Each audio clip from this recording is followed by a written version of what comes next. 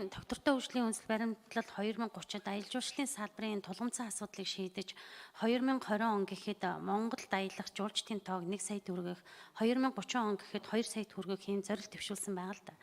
Тэгээ 2016-аас 2020 оны Монгол Засгийн газрын мөрийн хөтөлбөр дотор энэ хөрш орнуудтай хил орчмын аялал жуулчлалыг хөгжүүлэх чиглэлээр хамтран ажиллах, аялын бүтээгдэхүүн үйлчлэгээ маршрутыг хөгжүүлэх гэсэн асуудлууд тавигдсан байгаа л да. Гэтэл 2018 оны статистик тоо мэдээгээр 530 мянган л жуулчид орж ирсэн. Энэ одоо 2020 оны 1 саяын зорилттой түвшиндээ хүрэхэд яагаад ийм удаашралтай нөхцөл байдал байна вэ гэдэг асуудалд бас манай мэргэжлийн яам бас сая нэлээд хариултуудыг өглөө л дөө. Тэгээ миний асуух гэж байгаа зүйл маань юу вэ гэхээр энэ хөрш орнуудтай хил орчмын аялал жуулчлалыг хөгжүүлэх асуудал дээр ер нь ямар бодлого баримталж байгаа вэ? Манжуур хотын Монголын консулын газрыг нээхийг бол би дэмжиж байна.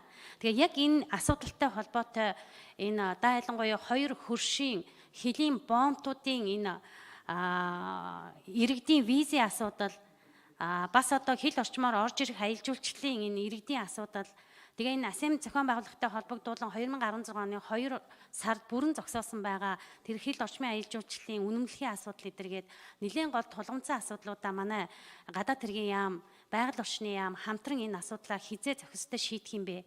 Үнэхээр урд одоо сая тэрвэрштаг гишүүний саналтай би бүрэн дүүрэн санал нэг байна. Манжуурыг судлаад байхад тэр хүннүүд бол 5 удаа нислэг хийж байгаа. За давхарцсан тоогоор 300 орчим мянган иргэд зорчиж байгаа гэдэг. Яагаад цаанаас наашаа орж ирэх нь жуулчдын энэ одоо боломж, энэ маршрут, энэ аялын бүтээгдэхүүнээ Монгол улс өөрөө тодорхойлж болдоггүй юм бэ? Эдийн засгийн тулгуур бааз суурьа яагаад энийг ингэж үзээд энэ одоо шугамд зохисны арга хэмжээг яаралтай авч өгөөч. Тэгээд ерөнхийдөө Манжуурын энэ асуудал дээр хоёр дахь асуудал нь болохоор тэр ханги мандлын бомтоор зорчиж байгаа иргэдийн эрх ашигыг хамгаалах гэдэг. Энэ ханги мандал чинь Хөх хот Ирээний энэ консулаараа дамжаад энэ асуудал шийдэгдэхгүй юм уу? Километр орон зай газар зүйн хувьд бол бас Манжуураас нэлээд хол байгаа юм шүү. Тэгээ энэ бас энд орох шаардлага байсан юм болов уу гэж ингэж бодож байна.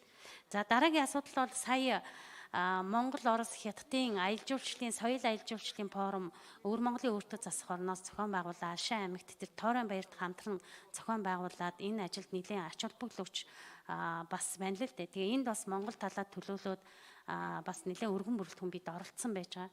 Тэгээ энэ арга хэмжээнд оролцоход бол ерөөсөө л энэ хил орчмын аялал жуулчлалын асуудлыг хөгжүүлэх асуудал дээр тэр 3 хоногийн виз вэ нөө?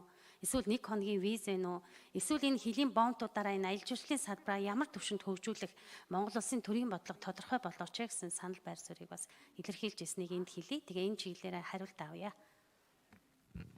84 дугаар бүхэн. Ханги мандлын бомт консулын үйлчлэгчнүүдийн талаар. За, авар сая гишүүн асуултанд хариулах гадаад харилцааны консулын газрын захирал мөгдөж байна. Хил орчмын аялал жуулчлалыг хөгжүүлэх асуудлыг гадаад харилцааны яам дэмжиж гадаадын иргэн эргэцсэн байдлын тухай хуульд хил орчмын аялал жуулчлалыг үнэмлэхээр хил нэвтрэх асуудал боломжгүй байдаг учраас Хятадын засгийн газартай хоёр улсын засгийн газар хоорондын хилцээр байгуулах замаар хил орчмын аялал жуулчлалын үнэмлэхтэй Хятад иргэдийг Монгол улсад аялуулъя гэдэг энэ шийдлийг гаргаад Хятадын засгийн газартайгаа одоо гэрээ байгуулах сүүлийн шатанд орцсон явж байгаа. За ханги мандал бомтын хувьд бас зорчиж байгаа иргэдийн тоо жил бүрд нэмэгдэж байгаа. Бүгд найрамдах улсын Өвөр Монголын газар нутагт манай улсын одоо 3 консулын газар ажиллана гэсэн үг. Тэгэхээр газар зүйн хувьд болвол Манжуурт консулын газраас хариуцуулсан хамгийн оновчтой хувилбар байгаа. Учир нь 90 консулын газар маань маш өндөр ачаалттай байдаг учраас хүн хүчний хувьд ч тэр бас цаг хугацаа алдах юм эрсдэл байдаг. За гишүүд асуулт асууж хариулт авч дууслаа.